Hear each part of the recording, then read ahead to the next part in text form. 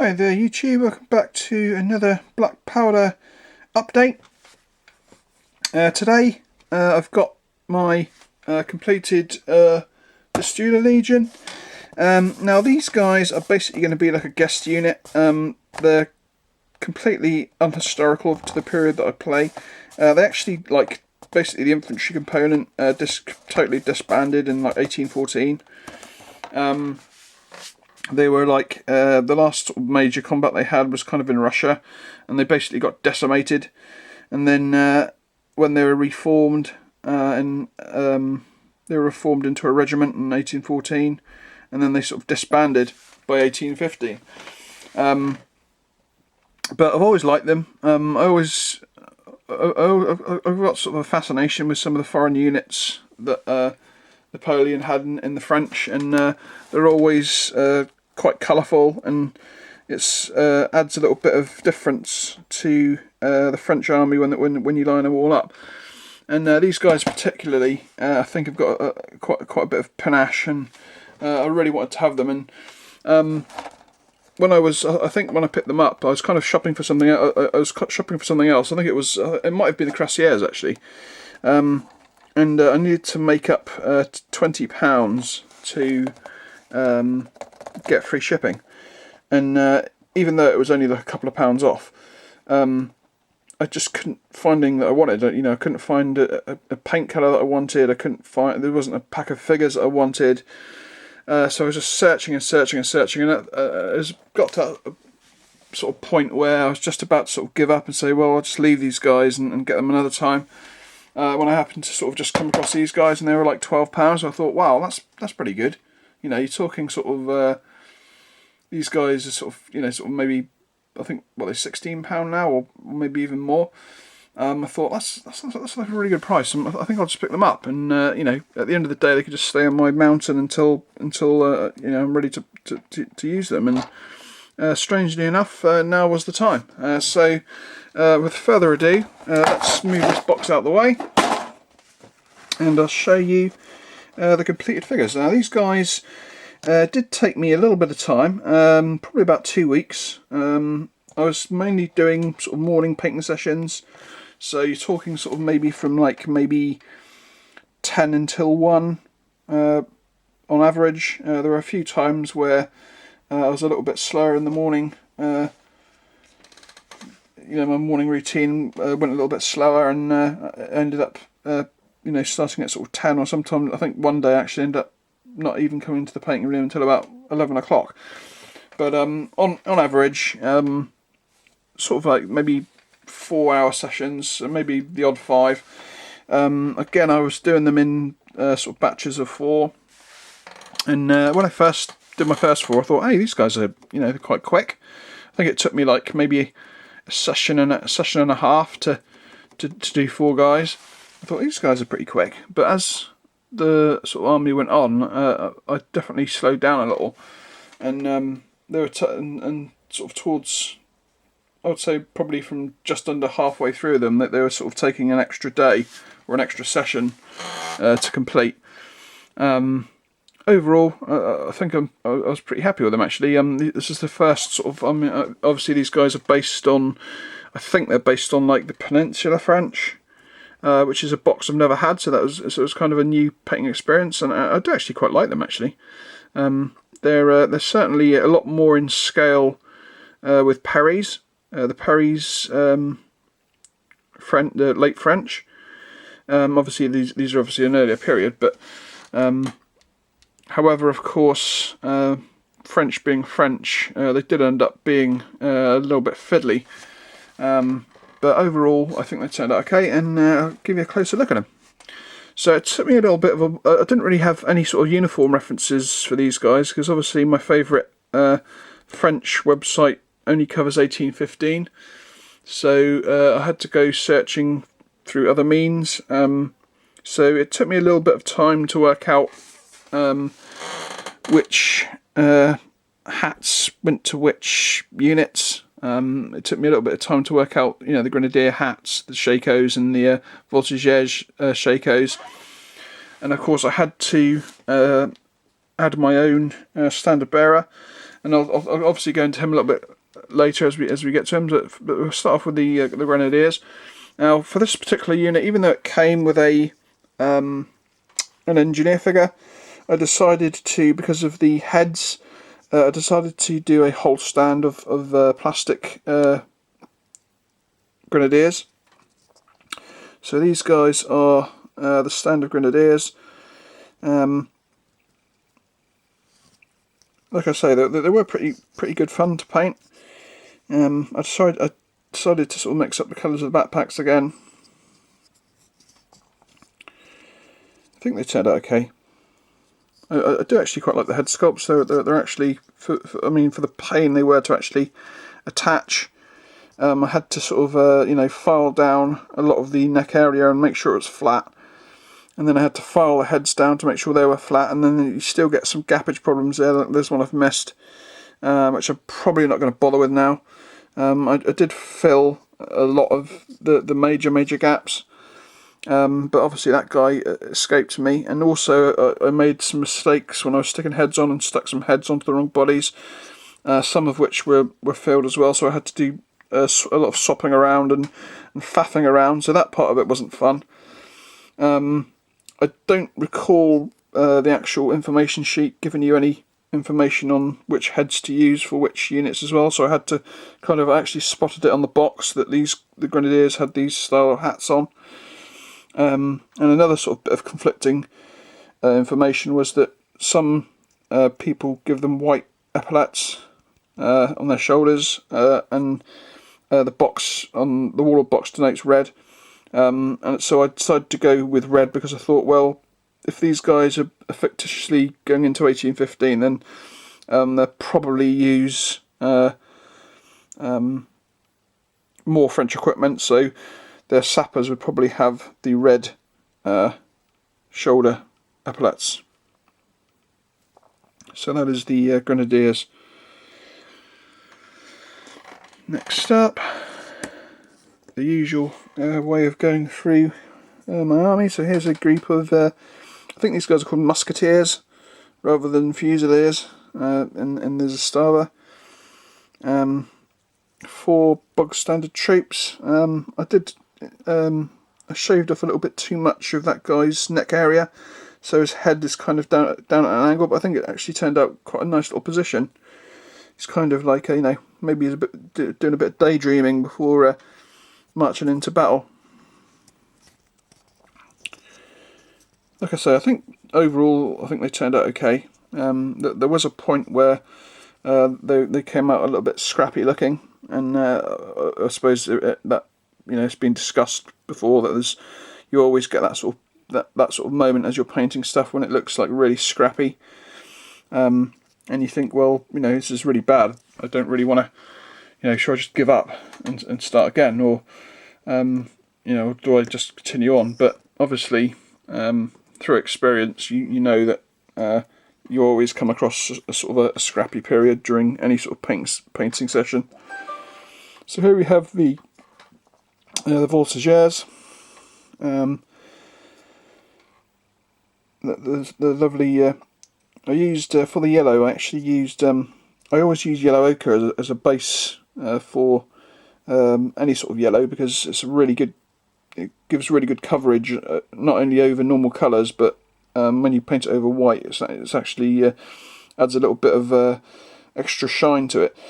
But I wanted the yellow to be a little bit more vivid, so what I did was the first few troops I actually just went back over the yellow ochre with deep yellow, but as I went on, I decided to just mix some deep yellow into the yellow ochre as I was going along, so it just kind of saved me a step, and it does give that extra little dash of brightness, which basically is what I was after. So it kind of worked in the end. I was quite happy about that. But yeah, here we have a unit of, like I say, Voltigeurs. Again, nice heads. Then we'll go the opposite way this time. We'll go for the Nco Stand. So I made my own Nco this time, basically by just giving him a sobriquet, and adding my own strap. You can see there with the old Vallejo plastic putty, and just 3 normal troopers. Again, I really do like these heads. I think they're great. They've got a lot of character, and they've got well-defined features.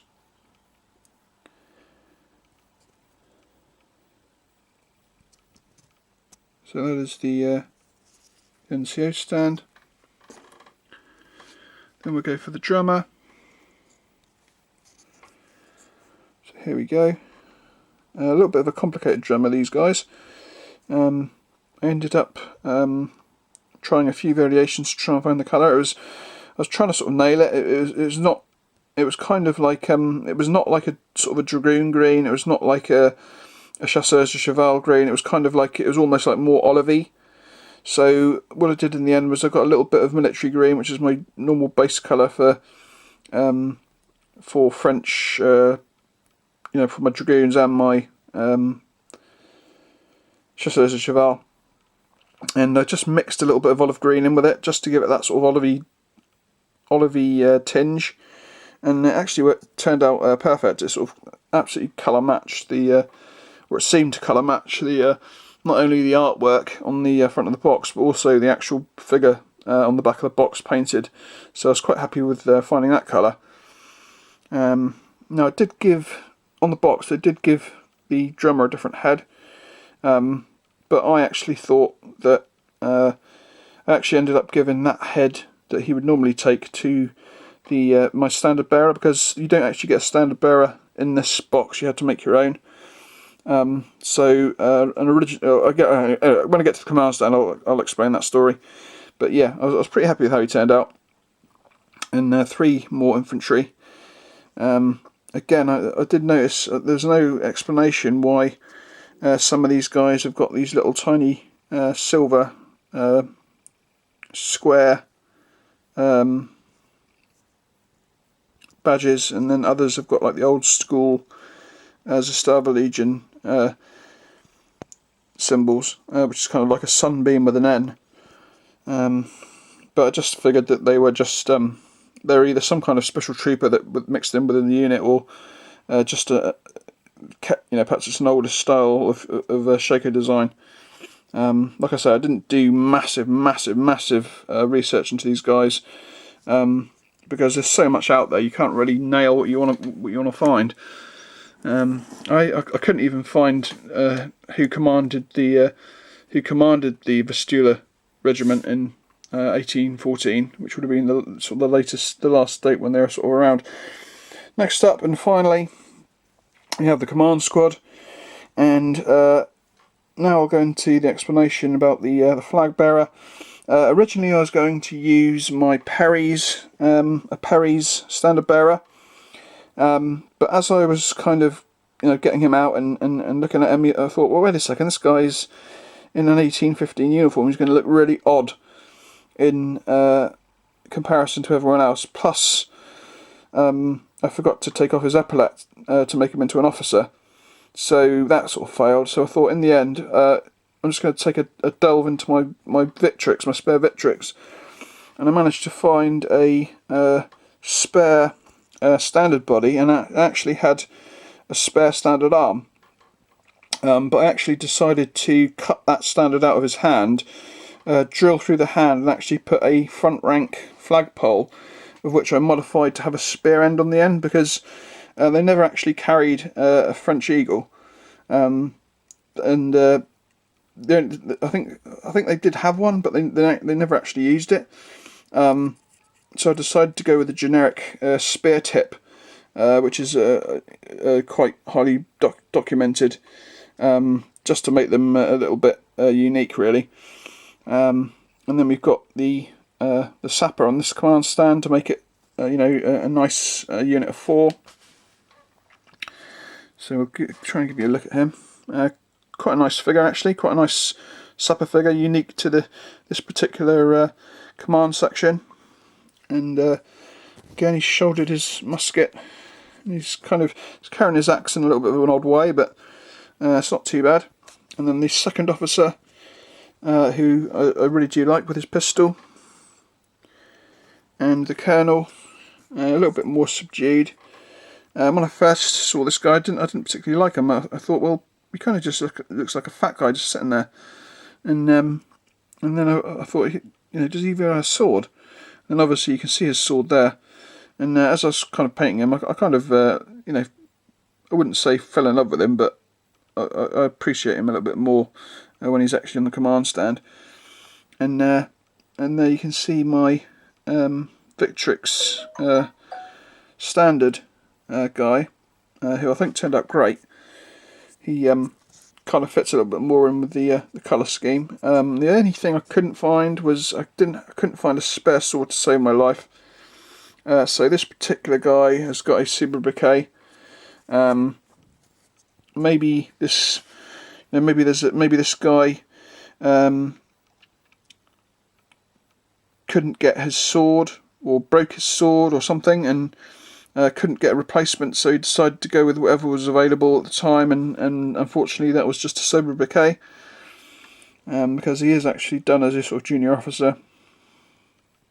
And you can see that the head that should have went on the drummer looks a lot better on this guy, and kind of denotes him more as a sort of an officer rank. And of course the cool as a Star of the Legion flag, which obviously is of course GMB. So that is the command section. And of course there's no commanding officer because I couldn't nail one down, so they don't even have any information on the bottom. Although actually thinking about it, I think I might just use the wrong stand. So I'm sure I wrote something on the bottom. Oh, here we go, yeah, it's the Grenadiers got it on there. Vistula Legion, 1st Battalion. And of course there's no real division for them to go into, because they are literally just a guest unit. So that is the end of this video. What's next? I really don't know. I have heard on the grapevine that Perry's is opening soon, so maybe I'll pick up some French and British command figures, which is something that I really need. And maybe pick up a few other bits, odds and sods, maybe some British cannons. But I don't really know. Maybe I'll take the bite and start my Cressiers. So obviously next project is a little bit up in the air. I don't really know. I can't really commit to anything. But I hope you enjoyed the video. Big thank you to more subscribers. Sometimes I'm quite astounded by, I might go for several weeks without getting any subscribers at all, and then suddenly 7 or 8 just jump out of the blue over the space of a few days. So thank you to you guys. Hope you enjoy the channel. I don't pump out videos one after another. They tend to come in sort of, maybe once a fortnight, or sometimes once or twice a month. Both in the same week, or there's no actual timeline to my videos. But I hope you enjoy the content, and of course, if you're not just into Napoleonics and you're into some other stuff, then some of my earlier videos are very bolt action heavy, going through all my older bolt action armies, which I do actually. I like my Italian army and my French army. I really do like those guys. They're some of the best things I'd ever painted at the time, and it's a shame they just never get used. I haven't actually played any bolt action for years and years and years, and all my bolt action armies are just sitting in their boxes, just rotting away. And unfortunately, even my sort of ad hoc armies that are just have no structure, like my Germans and my Americans, they're getting a little bit beaten. My Germans in particular had a fall a couple of months ago, and the carnage of broken off arms and weapons out of hands and broken in tank aerials and stuff like that was horrendous. And it took me a long time to actually stick them all back together again. And I'm still left with the odd mystery bit of arm, or the odd rifle that I just couldn't find who they belonged to. Anyway, I'm waffling. That's the end of the video. Hope you enjoyed it, and I'll catch you all next time. Bye bye.